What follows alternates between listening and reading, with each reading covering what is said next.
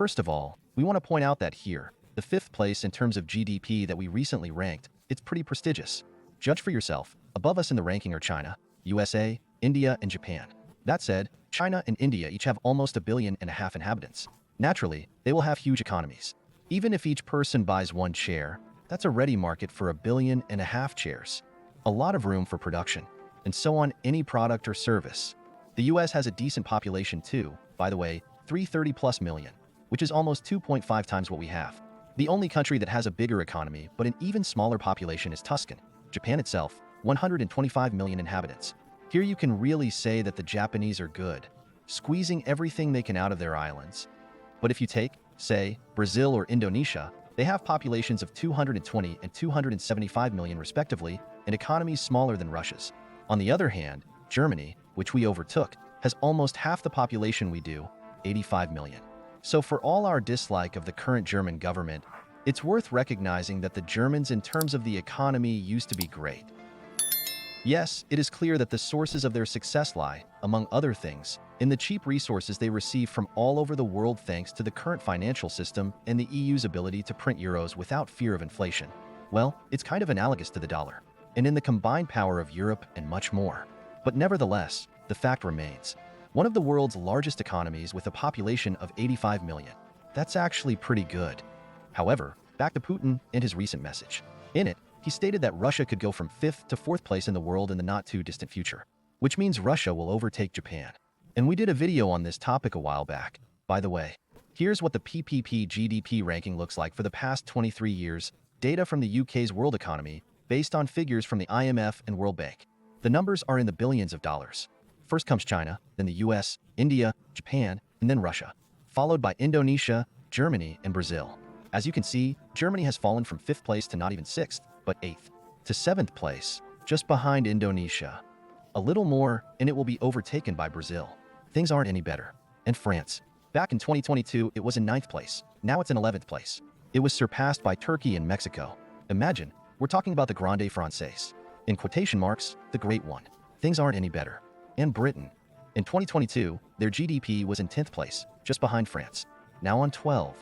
Now let's look at Japan's GDP for 2023. 5,820. That's only slightly more than Russia's GDP of 5,733 billion. However, here's a look at the GDP forecast for this year 2024. Here's Russia and Japan united in red.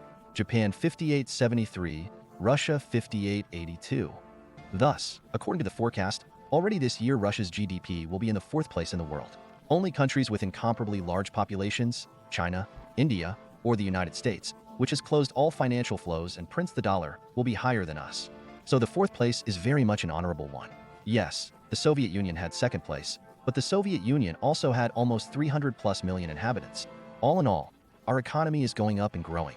Now imagine if our government did everything the way our schizopatriots want. Please don't confuse this with normal patriots who have a brain.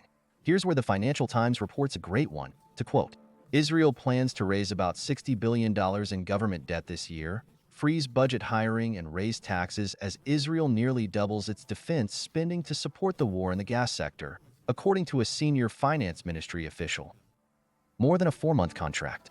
Israel's conflict with Hamas has taken a serious toll on the economy, which contracted by almost 20% year-on-year in the last quarter of 2023. Add from us, compare it to Russia's, albeit budget impulsive, economic growth recognized even by the IMF. To quote further, the economy was hit when the government mobilized a record 300,000 reservists. Tens of thousands of people have been displaced from their homes in the north and south of the country, and consumer spending has plummeted. About 150,000 Palestinian laborers. Neither were able to enter Israel from the occupied West Bank. End quote. Note that the Netanyahu government, which is held together by local schizopatriots, has done everything that Putin demanded and the government do our Russian schizopatriots. Once again, not to be confused with normal patriots who have a brain. 1. Netanyahu has put Israel's economy on a war footing. There's almost a real mobilization economy there, just like our schizopatriots want.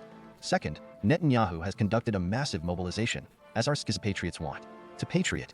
And so, after implementing all these schizopatriotic points, Israel gets an analyzed minus 20% to GDP, a sharp drop in living standards, and walks with an outstretched hand on the world debt markets. And this is despite the fact that Israel, unlike Russia, has no international isolation. And the US, at the expense of Blinken's conditional collective mom and Kagan's mom and other moms of numerous American, actually Israeli officials and businessmen at heart, give Israel worldwide support. In general, Belousov and Nabiullina, the two long-term personal assistants of the president, to whom he entrusted the key levers of economic management, can be honored with a monument for heroically holding back the throaty in places high-ranking fools despite all their yelling, threats, and consequences. And Israel would like to wish for more Netanyahu, preferably at maximalist levels. They deserve it. Well, against the background of our economic growth, the West has come up with a new story, instead of the old one about Russia running out of missiles. Remember about 9 years ago the Americans were saying that Russia's economy was torn to shreds. Now they are saying that Russia will attack a NATO country in a few years. How one thing fits with the other is unclear. It is all the more unclear what Russia will use for an attack if it ran out of missiles 2 years ago. As they used to say in the West. You remember that story, don't you? With it, the West has cleverly managed to reassure itself. After all, the number of washing machines is not infinite, which means the rockets really should have run out. By the way, also then they could go to some classified site and see how much BS is. Of washing machines sold in Russia, at one point, 259,000. Why they would steal something from somewhere is also unclear. Though why be surprised? Logic is recognized by Washington with a wife beater, isn't it? I'm kidding. No, I'm not kidding. Thank you. Today, there are probably no longer any people left who believe in the fairy tale of rocket shortages. Therefore, a new, even more elegant and soothing one has been invented. Look, they reasoned. Russia at the moment has ramped up its military-industrial complex to unprecedented speeds. People work 3 shifts, unemployment is just at negligible levels. This all means that Russia is at the peak of its capabilities. After all, the 4th shift cannot be started, and there is nowhere to take new people, since unemployment is about 0. Thus, Russia simply there is a shortage of labor, which means that it will not be possible to break up the military-industrial complex even more. The level achieved is almost maximal. On the other hand, Europe and the US are not in the best shape. Yes, now their military-industrial complex produces few weapons and ammunition, but there is room for growth. In 2 to 3 years, or even in 5 years, Western industry will be able to produce an order of magnitude more products, while Russia will remain at the same level as it is now. From this, the West concludes, it is necessary to somehow pull out these 3 to 5 years to get total superiority. Similarity over Russia. That's a train of thought, and I agree that it makes a certain amount of sense. At least he makes it clear what the West is striving for, why he needs to buy time. However, as with end-of-life missiles, there are many factors not taken into account, which makes this version just another self-congratulatory story. First of all, the increase in labor productivity is not taken into account, i.e. the number of workers remains the same, but they produce much more output. We still have a lot to optimize in this area. There's room to grow. Secondly, new labor resources are not taken into account, for example, from new territories, which, by the way, are industrialized. It was the industrial heart of the Russian Empire and the Soviet Union. A nationwide forge, just like the Urals, for example. In addition, new labor resources can be obtained from the near abroad. It's not all janitors and laborers, believe me. I have met different people, for example, a welder from Uzbekistan, a specialist of the highest category, who goes on rotations to the north, welds pipes and gas pipelines. And another acquaintance goes on shifts to the north, for coal mining. He says they hire a lot of Central Asians there, from Belazov drivers to excavators. Soviet education left many such specialists in Central Asia. Also, don't forget North Korea, Syria, Iran, Venezuela, which can also give a lot of people technical specialties. Third, we should not forget about the structure of the economy. I mean, it can be rebuilt. In 5 years, you can make fewer TikTokers and bartenders, but more factory workers. The country will lose nothing, only gain. Fourthly, the West has somehow forgotten that Russia is not isolated at all. It is worth realizing that many countries are interested in Russia's success. Let's calculate the combined military-industrial potential of Russia, Iran, North Korea, and China. Will the West pull against this machine? And what achieved limit of capacity are they talking about? Intriguing music. North Korea alone has enough shells for 3 world wars. For the 100th time, this is not about Russia or Putin. The whole world order is changing. The old system is breaking down.